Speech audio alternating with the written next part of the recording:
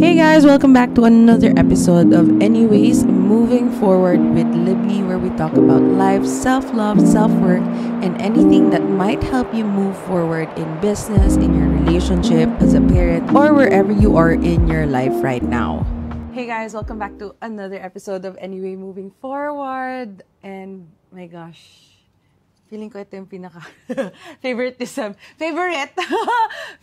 sa I love ko naman mga conversation, pero this one is very special for me because I have here a very beautiful person that I have journeyed with for the past, ewan ko how long na mga, ewan ko what is time. I'm so excited to share this conversation with this beautiful person because we're gonna talk about turning your pain into purpose, which is, feeling ko timely lang din na pag-usapan siya ngayon because you have journeyed.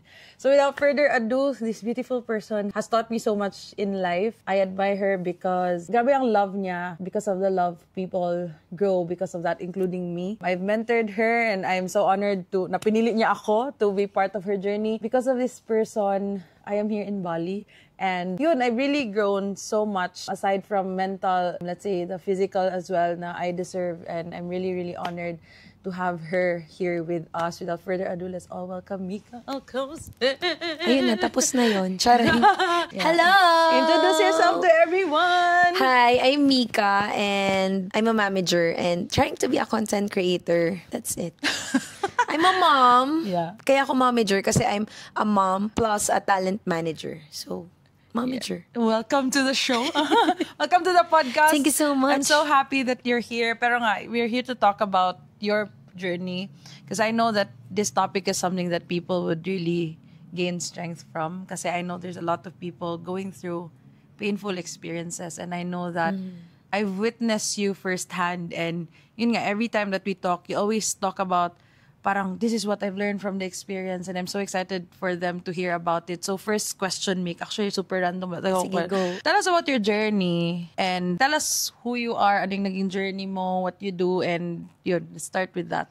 Okay, so I'm a talent manager of social media people, the influencers, and I got lost through my journey of being a social media talent manager. I realized na kahit behind the scene ako, I got so much hate. Sobrang nag-give up ako sa societal standards. Kung ano talagang standards ng society, pinakinggan ko talaga siya. And I felt like sobrang na-lose ko din my voice. I don't know who I am anymore nung mga past years. Then, something happened na na-awaken talaga ako na I don't want those things anymore. I want to be my own self. I want to reclaim my voice. I want to show people and let them experience who Mika really is. Yeah, tapos parang nag-grow ka na din. Yes. And I totally get it because nga, society has their own standard and they redefine beauty in a way na dapat maputi ka. Yes, dapat ganito ka. Dapat may gamit kang ganito. Dapat payat ka. Yeah. Sobrang love ko yung body ko. Yeah, that's why people are inspired by you kasi nga, you stand by your truth. And that's how I met you as well. You're very open about your feelings, what you're currently experiencing, parang ganun. And with what you were mentioning, I know that yung game na yun, you really won. Nanalo ka talaga. What you've mentioned na you lost yourself along the way. Yun na yun, nanalo ka na nga. Pero tell us about the awakening. How did it start na parang, wow, I need to change. I need to change the course, yeah. So parang ang nangyari ay, there are some circumstances na na-feel ko na parang I don't resonate with it anymore. Like, I want to really have my own voice instead of listening to other people, instead of giving up my voice for them. Tapos parang nag-shut down din talaga. Nag-shut up ako kasi nawala talaga my voice. Tapos parang doon ako nagising na, shucks, I really want to reclaim my power. I want to share what I've been through. I want people to also learn from me because I think that's also my gift. Yeah. Letting other people learn from my experience. And I think ako din, Lib, sa'yo, with all your experiences, I've been learning a lot. Very open, yeah. Yeah. Because at the end of the day, ito yung mga turo sa akin ni Lib na mirrors of each other lang din talaga. The pain that I've been through, it might be present or nangyari din sa iba in the past, di ba? And they might get something from me. They might learn something from me. So yun na.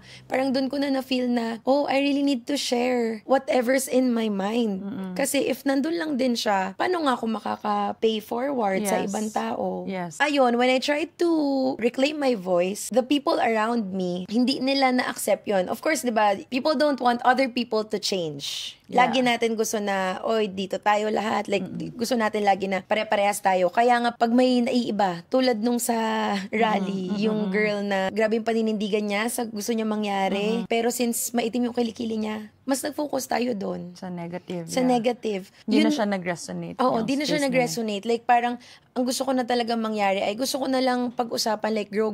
I want to feel more supported. In your own journey. Yes, in my own Kasi journey. ready ka na. Parang ganun. Nagkaroon ka ng own awakening mo. And, yun na nga, it doesn't make the other people lesser than that because Yes. nga, everybody has their own Oo. journey. And that's also my learning na nung na-feel ko na parang, oh, I'm not supported anymore. Na parang, nung naging different na talaga ako, I felt like I don't belong anymore in that space. Na-feel ko talaga na I really want to grow. Yeah. I want Yeah. something more.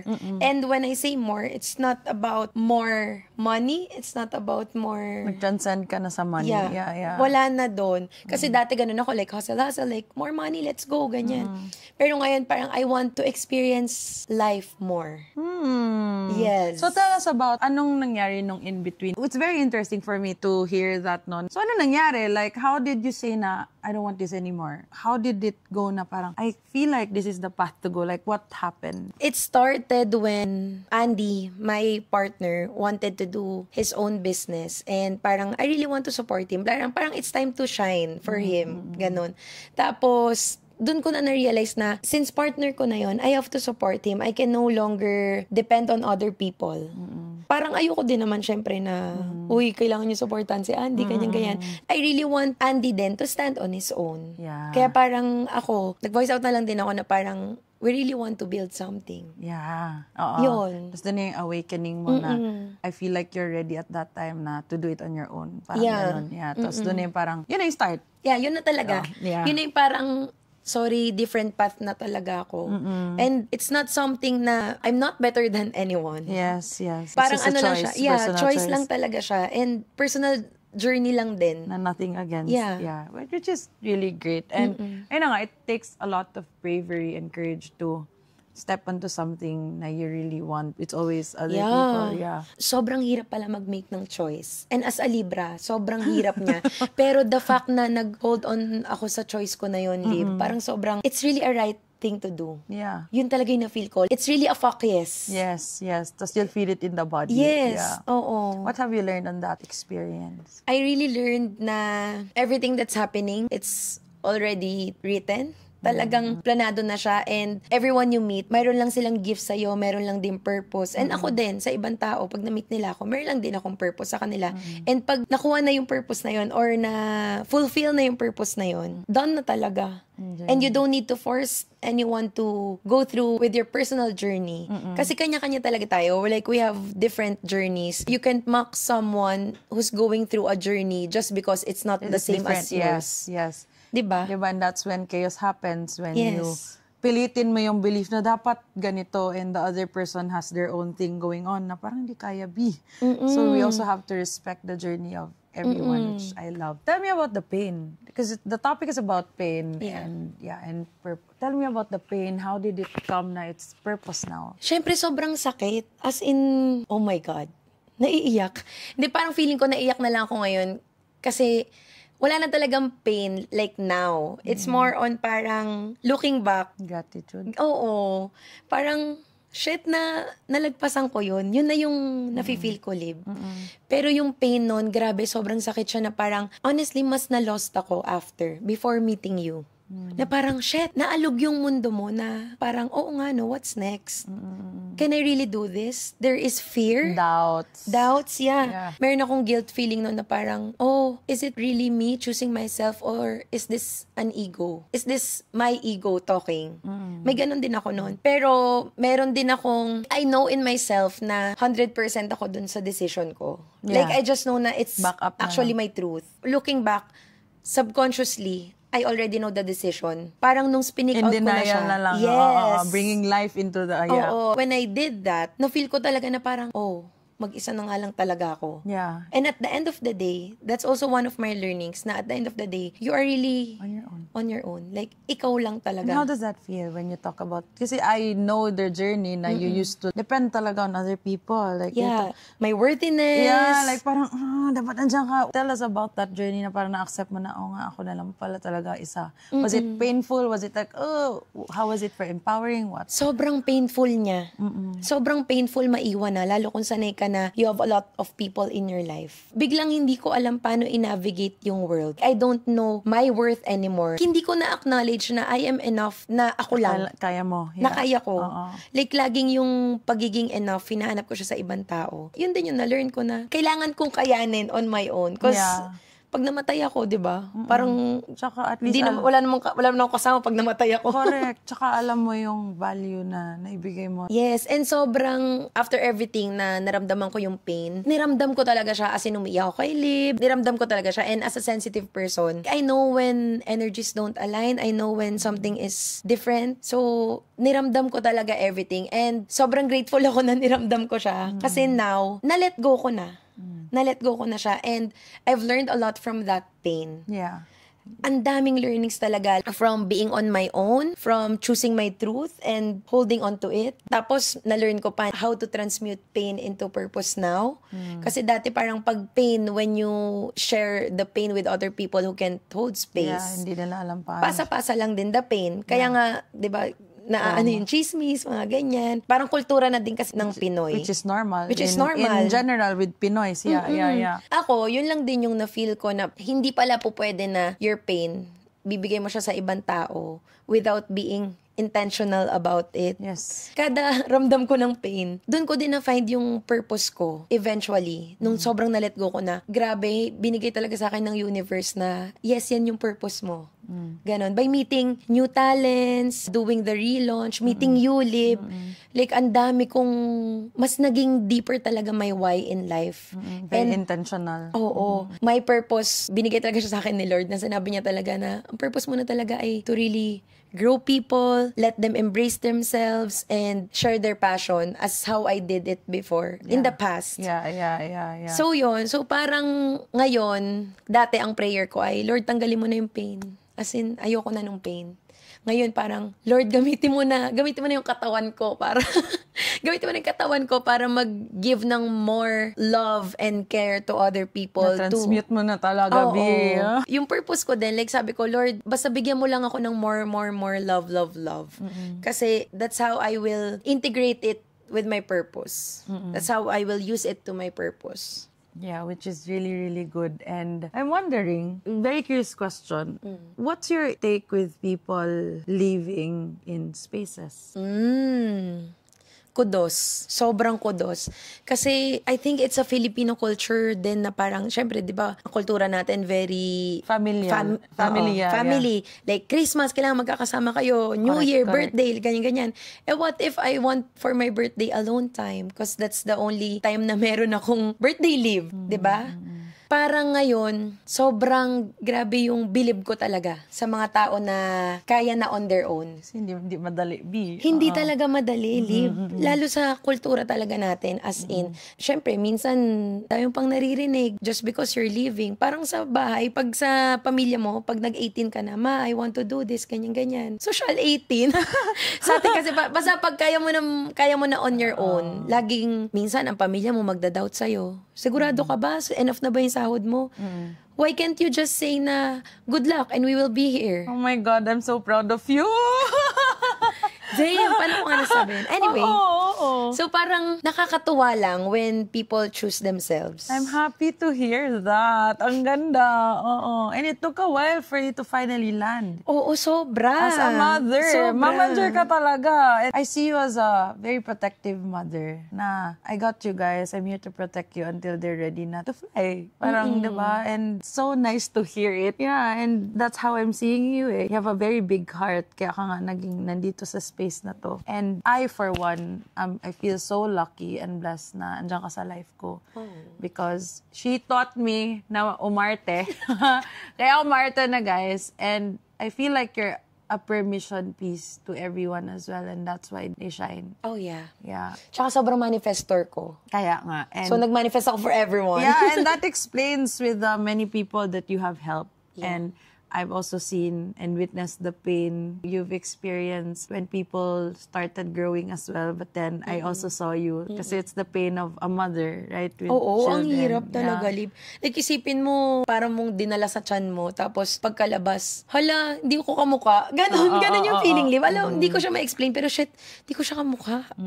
Like, I cared for that child. And yeah, and that's the your beauty that I feel like I'm very honored to witness all of that. Ito, heart to heart talaga to. What's your message to those people that you have held? I know that there's a lot of people that knows the story, but I just want to hear from you. What's your message to them? Dati, kung tatanungin mo ako, grabe talaga yung pain eh. As in, hindi siya nagme-make sense. Hindi nagme-make sense sa akin na the moment I chose myself, why am I ashamed of it? Pero ngayon, coming from this space, my only message to them is, love you guys.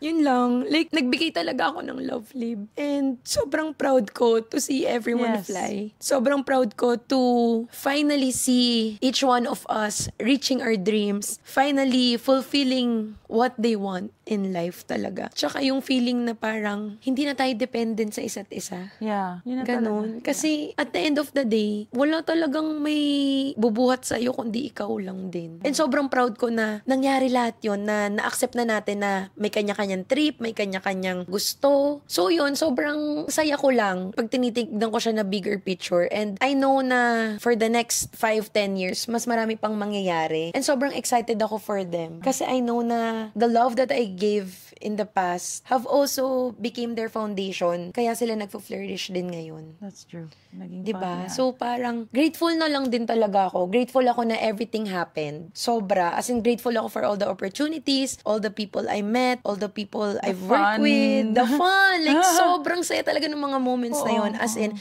that's something na iti-treasure ko talaga. Tsaka you were in the moment. Yes. That's what I know. Yeah. And I feel like when you are really in the moment and you've poured your heart in the moment, magpa-flourish talaga siya. And that's the gift that I see in you, na the love that you have inside has allowed a lot of people who came into your life to flourish. Yeah. Because yun na nga ang nag-inspire sa kanila to move forward. I feel like, I'm really proud of you. It's really love. When I met you, it's full of integrity, honesty na, Liv, this is it, ganun. So I'm really proud to hear that. And I feel like it's just like me in the journey din ng when I coach people. It's yun lang, inalagaan ko lang. And then pag ready na, that's the goal. Like, I really want you to stand on your own. Yeah. That's the goal that you and I say. Biror tayo eh. Totoo. That's the goal that we get to share to the world, that this is what I know and I'm gonna share it with you. And if you're ready to go, go. Parang ganun siya. And feeling ko, Lib, I would like to believe na I also became their permission piece in embracing themselves and making a decision na mag-solo na lang. Yeah. Maging sila. Like, fully embrace who they are. I would like to believe that. Kasi, feeling ko naman, from the moment na I entered social media, I've been really true to everyone. Like, wala talaga akong tinatago. Kung pangit man yung legs ko, kung ano man. Very honest. Oo, like, sobrang raw ko kasi, like, ngayon nga, kahit naka-makeup sila, di ako mag-makeup. Yung gano'n, like, I really stick with who I am, and gusto ko talagang paniwalaan na ako talaga yung naging permission piece na yun. That's something that I also want to give to other people. Moving forward, yun na. It really became my purpose. Sobrang ako siya. Wala akong pakialam kung bibikini ako na malaking tiyan ko, na malaki hita ko, mga ganon. Yeah. You're also my As simple as permission that. piece, FYI.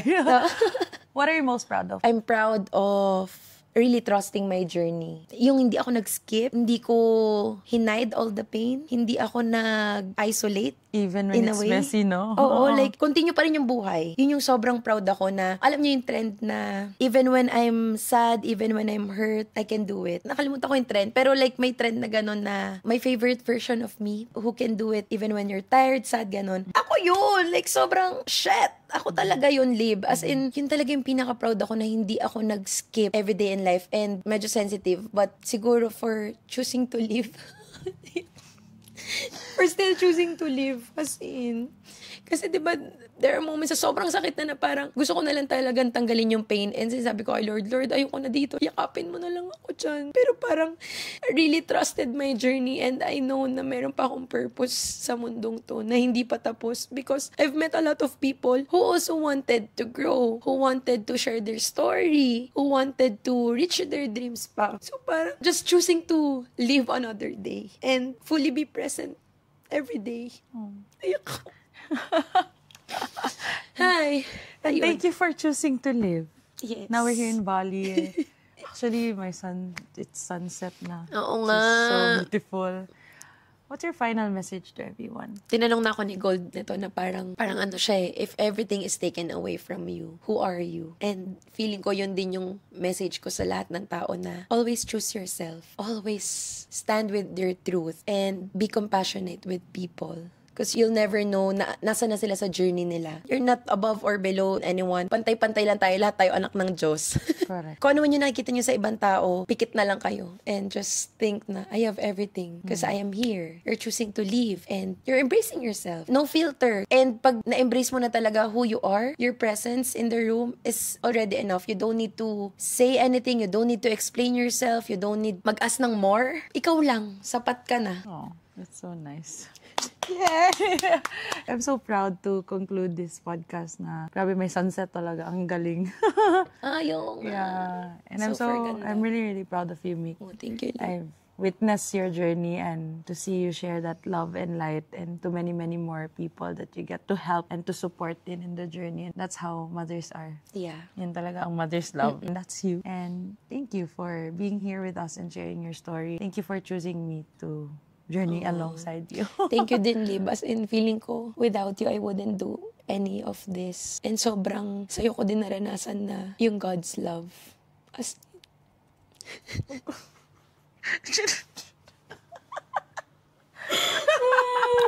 Love you, Meek. Love you, Lib. Ito yung mga ka-MM na natin. to end this, where can they find you? How can they? Don't find me. I don't wanna be found. Charing. Ang hirap, pwedeng i-text mo na lang. Basta. Oo, lalagay na lang ni Lib. Hindi ko na alam paano i-end. But yeah, this is such a beautiful conversation. Again, Mika here. And yun nga, ang galing lang. Yun, I'm so honored and so grateful to have shared this wonderful time with you because time is all we have and we're utilizing it wisely. We're on our last day here in Bali and I guess this is very monumental for me because as the sun is setting, Mika, you're here and we get to rise again and we get to share our story with everyone. So again, thank you so much for being here. Thank I love you. And Thank you for sharing your space with me. Oh naman. You're this beautiful space. I love you so much. Love you. Bye guys.